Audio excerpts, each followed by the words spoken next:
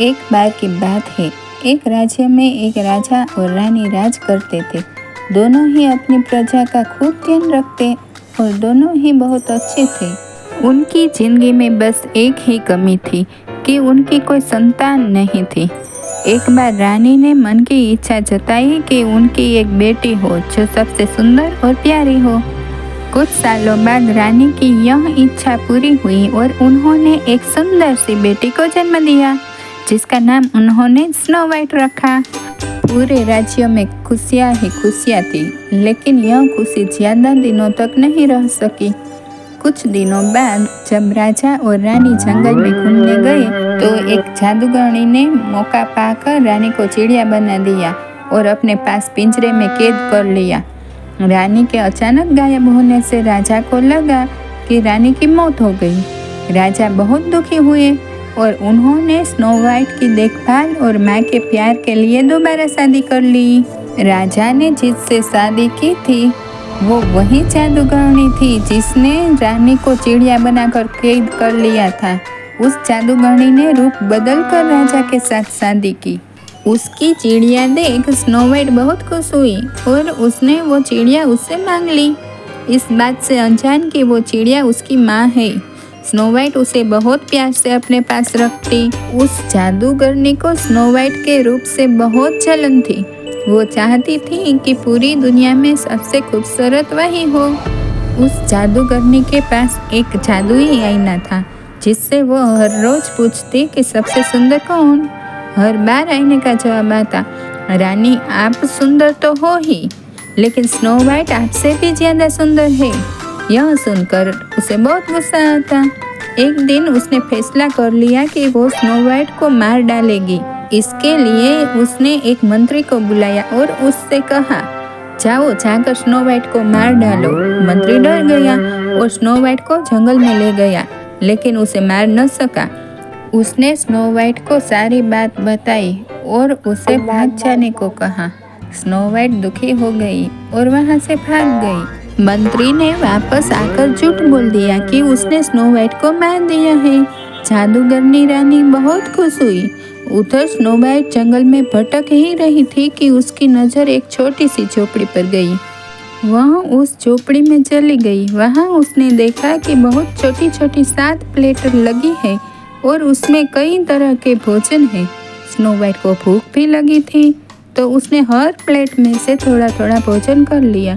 फिर उसकी नज़र वहाँ लगे 7 पलंग पर पड़ी। स्नो वाइट को नींद भी बहुत आ रही थी। वो तो आराम करने का सोचकर एक पलंग पर लेट गई। लेटे लेटे ही उसे नींद आ गई और वह सो गई। थोड़ी देर बाद वहाँ 7 बौने आए।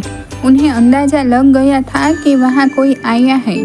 जैसे ही उनकी नज़र स्नो वाइट पर पड़ी, उसकी खूबसूरती देख बौने उसे देखते ही रह गए। तभी स्नो वाइट की नींद खुली और डरते हुए बौनों को सारी बात बताई।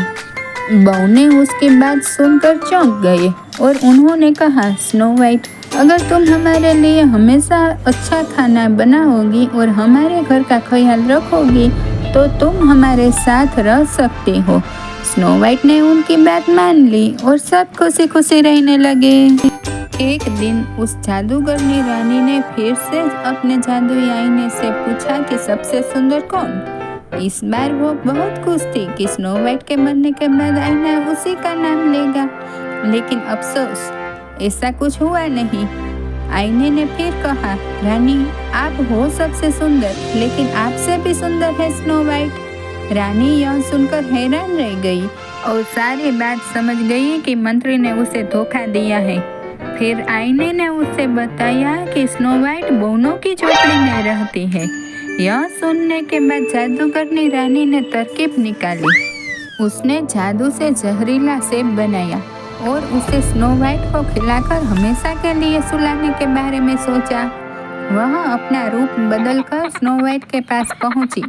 उसने स्नो वाइट को सेब खरीदने को कहा और खरीदने से पहले उसे चखने के लिए जहरीला सेब दिया। स्नो वाइट उसे बूढ़ी औरत समझकर मना नहीं कर सकी और उसने वह जहरीला सेब चख लिया।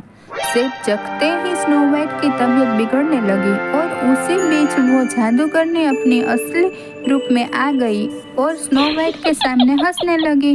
स्नो वाइट अपनी सौतेली माँ को देख हैरान रह गई और गहरी नींद में चली गई।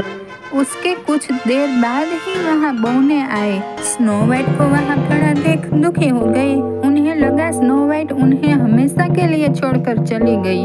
उन्होंने उसे दफनाने का सोचा। उन्होंने उसे एक शीशे के ताबूत में रख दिया। तभी वहाँ एक राजकुमार आया। स्नो वाइट को देख वह चौंक गया और बहुत दुखी हुआ। उसने बौनों से स्नो वाइट के बारे में पूछा और दुखी होकर स्नो वाइट को ताबूत समेत अपने साथ ले जाने के बारे में पूछा। सारे बौने दुखी हो गए। उन्होंने ताबूत का शीशा खोला और शीशा खोलते ही स्नो वाइट को होश आ गया। स्नो वाइट ने सबको अपने सामने देख सारी बात बताई। सब समझ गए कि जादूगरनी सौतेली माँ की वजह से ही ऐसा हुआ है। वे बौने जादूगर बनकर राजा के दरबार में पहुंचे और उन्होंने कहा कि उन्हें पता है कि रानी को खूबसूरत बनने का शौक है। वे उन्हें बहुत खूबसूरत बना सकते हैं, लेकिन उन्हें उनके साथ चलना होगा। रानी और राजा उनके साथ चल पड़े और जैसे ही रानी पर सूरज की किरणें पड़ी, वो अपने जादूगरनी के रूप में आ गई। वहाँ स्नो वाइट और राजकुमार भी थे। स्नो वाइट को देख राजा खुश हो गए।